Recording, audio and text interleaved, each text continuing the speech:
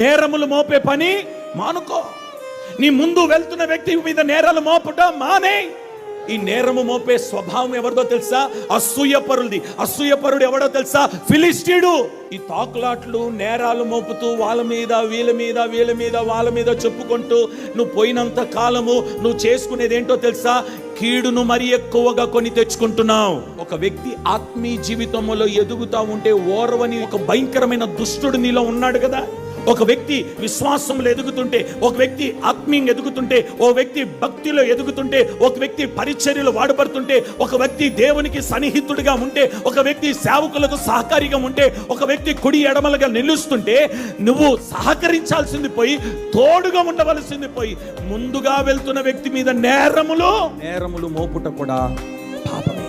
పరిశుద్ధమైన జీవితము కట్టుకోవడానికి కొంతవరకు నీ తల్లిదండ్రులు నిన్ను కాపాడొచ్చునేమో, కానీ ఆ తర్వాత నిన్ను కాపాడలేరు. నీకు నువ్వే నీ పరిశుద్ధమైన జీవితాన్ని కాపాడుకోవాలి. ఎవ్వరు నీ ఆత్మీయ జీవితాన్ని కట్టరు. నీ ఆత్మీయ జీవితాన్ని నువ్వే కట్టుకోవాలి.